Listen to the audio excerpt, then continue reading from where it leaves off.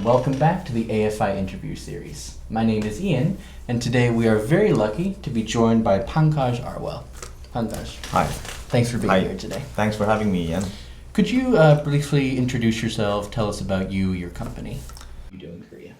Yeah, I've been in Korea for close to 17 years now, and long journey.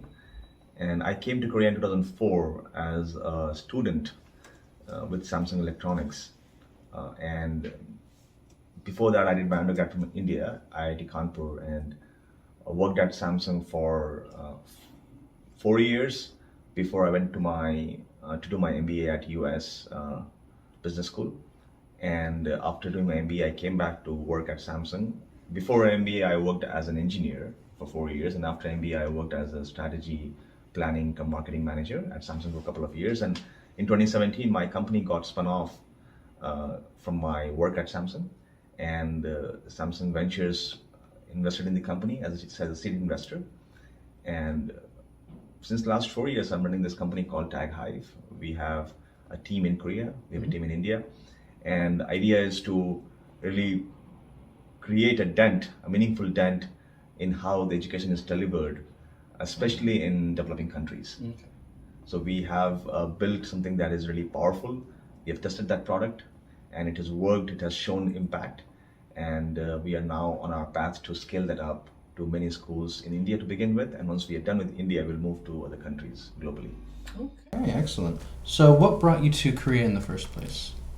So it was an opportunity that Samsung came with to our campus in 2004, when I was at IIT Kanpur in India, and the program was a 2+2 program. It was 2 years of masters in Korea and 2 years of work at Samsung as an engineer. That really excited me, and I chose to be a part of that program, and that's how I came without much thought.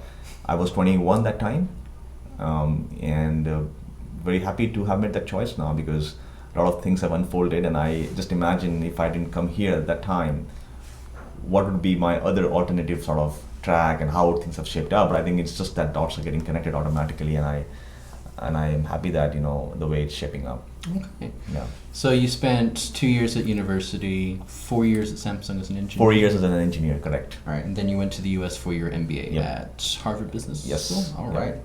So when you came back to Korea and you worked at Samsung again, what gave you the idea to start up TagHive? How did you get interested in education? So there was no idea as such to start a company. It was just that because I'm part of the bigger company, I need to do my job well, and things really happened organically.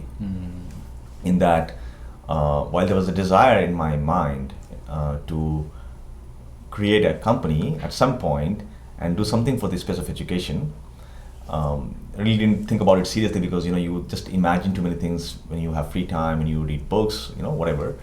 But the real sort of action started to happen when I was selected for the Samsung's C-Lab program, which is a Samsung incubator program to really encourage employees to come up with ideas and build those ideas and really learn about entrepreneurship, and if all goes well, then come out and run a company just like I'm doing right now.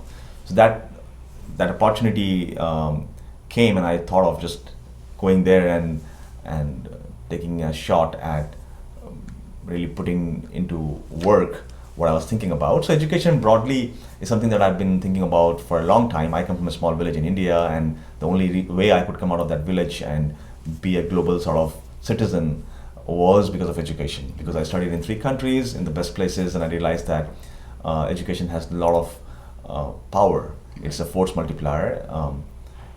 It really gives you so many opportunities, and you really unleash your full potential to make this world a better place as well. That's very true. Yeah. So you said you come from a small village in India, and it's fairly well known that rural communities have less access to education, less quality education than those in urban areas. So could you tell us about some of the challenges that you've seen with especially rural education, and especially for those who are poor?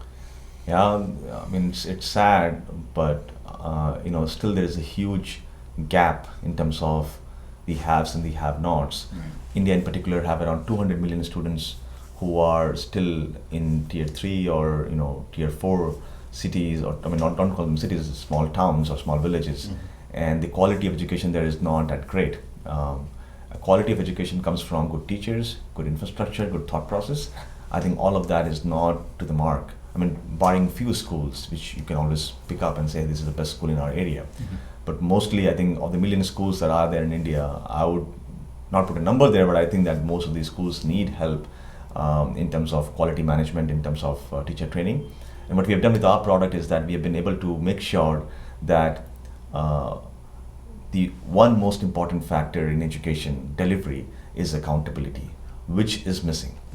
And we really want to tackle that. How do we make teachers more accountable? How do we make students more responsible? How do we make parents more involved? How do we make government authorities more sort of aware of how things are happening? And when all these stakeholders, all the 4 stakeholders are connected, I'm sure magic will happen. Right. And that's what we're doing with our platform. Okay. We're able to connect all these stakeholders involved, which has not been done yet, and we do it in such a nice way without asking schools to upgrade infrastructure. The schools don't need to have internet connectivity. The schools don't even need to have electricity to run our system.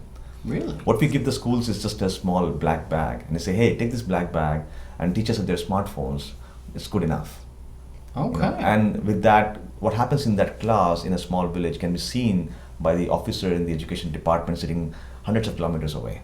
So you get a very good view of where is the gap. Is the teacher not teaching? Is the student not learning?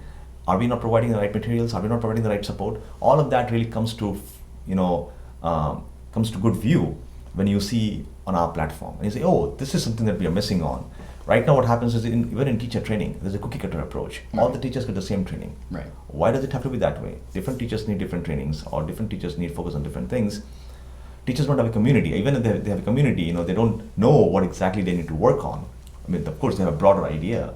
But so with our platform, again, I can go on for hours talking about this, but with our platform, what we have done is we have opened many, many doors and putting accountability at the core.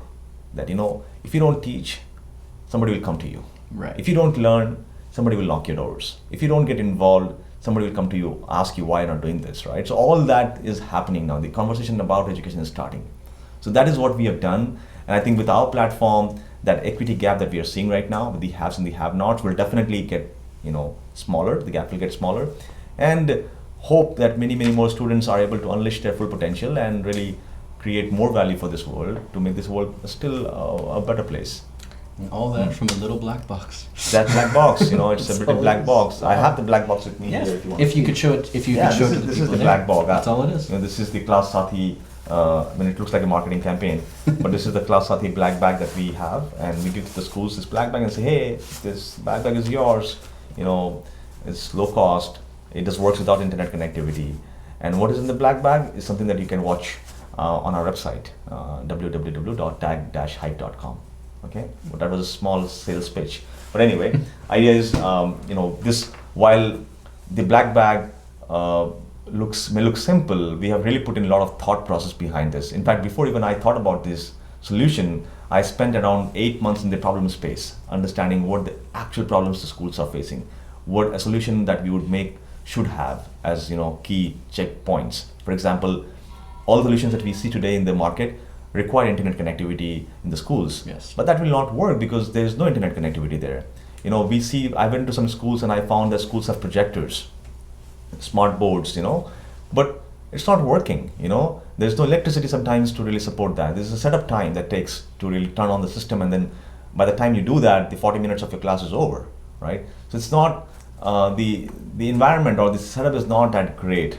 And do we really need that at that level? I think what we need right now is more of data collection to really enable accountability. And with our system, we are able to collect data right from the horse's mouth, right from the child. And of course, people may question the possibility of manipulation, but that will of course be there anywhere. Right. The idea is, if it happens on a daily basis, you get tired of manipulating and you really kind of start working on solving the core problem, which is teaching, or really focus on your own work instead of just playing with the data.